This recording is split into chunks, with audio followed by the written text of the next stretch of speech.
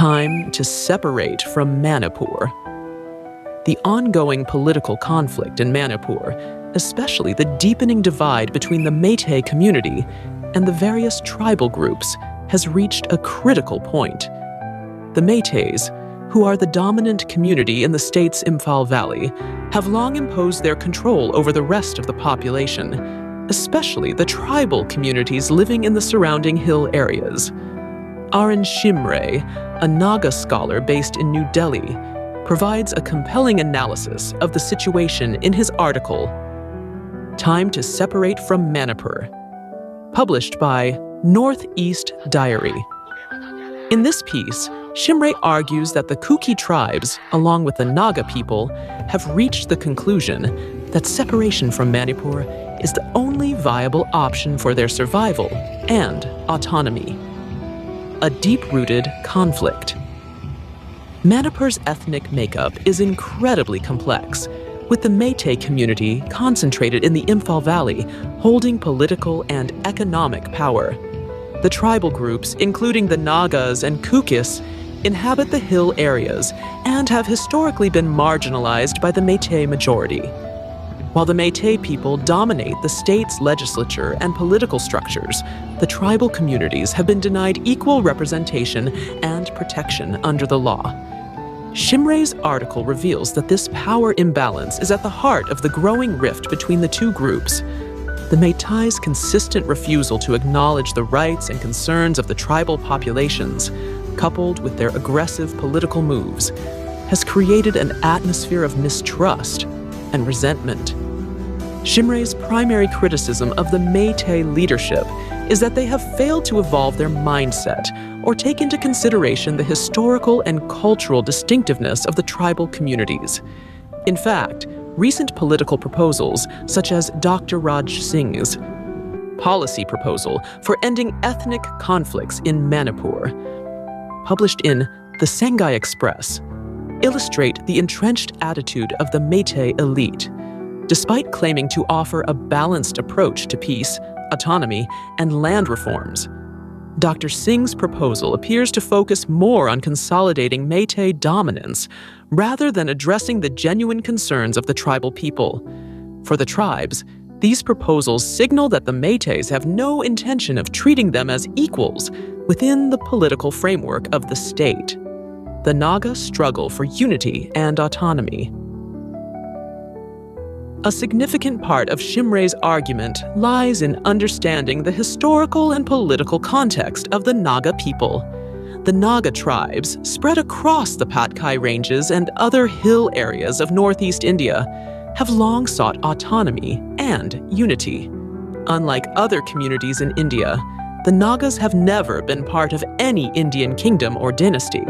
Instead, they were under British colonial rule until India's independence. The Nagas declared their independence the day before India became independent, and since then, they have aspired to form a unified Naga state. The signing of the 16-point agreement in 1960 led to the creation of Nagaland, but the Nagas living outside the state of Nagaland, including those in Manipur, remain politically fragmented and marginalized. Shimray suggests that the Meiteis, particularly their intellectual elite, have overlooked the Naga struggle for a united Naga state. Instead, the Meitei leadership has continually pushed forward policies that serve their own interests, disregarding the aspirations of the tribal communities. This lack of recognition of the Naga people's quest for unity and self-determination has, according to Shimray, aggravated the situation and led to further alienation of the tribes from the Meitei majority government. The rise of the Kuki tribes' political awakening. While the Naga struggle for autonomy has been a long-standing one, the political awakening of the Kuki tribes in recent years has added a new dimension to the conflict in Manipur.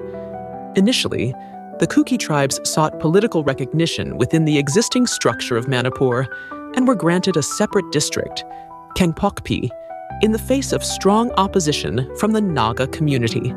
This move, however, set the stage for a shift in the Kuki tribe's alignment as they began to question their relationship with the Métis.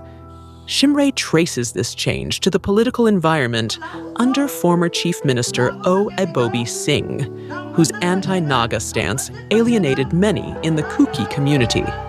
While the current Chief Minister, N. Biren Singh, has adopted a more inclusive approach towards the Naga tribes, the Kuki people's disillusionment with the Métis community has already set in. The recent ethnic clashes, along with the political instability in neighboring Myanmar, appear to have strengthened the Kuki tribe's resolve for a separate administration. The sense that the Kuki people can no longer trust the Métis has grown stronger, especially given the recent political developments and the fear that the Métis might encroach on their lands. The issue of land, a core concern. One of the most contentious issues in the ongoing conflict is the question of land. The Métis community's demand for scheduled tribe status has caused great anxiety among the tribal groups, particularly the Kuki. The demand for ST status is seen by the tribes as a way for the Métis to acquire land in the tribal areas, particularly the hill districts. The fear is that, with their political clout and access to resources, the Métis would use the legal framework to encroach upon the tribal lands and further marginalize the indigenous groups.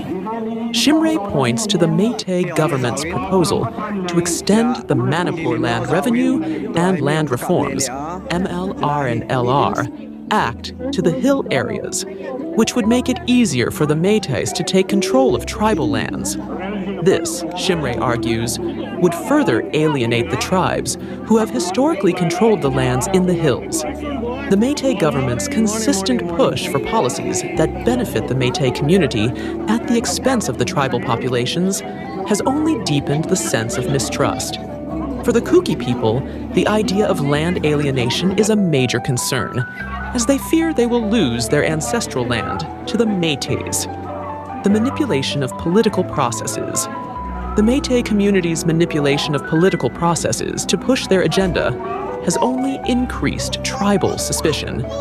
Shimray highlights how the Métis community, despite already being categorized as other backward classes, OBC, and having significant political and economic resources, attempted to secure ST status through the courts.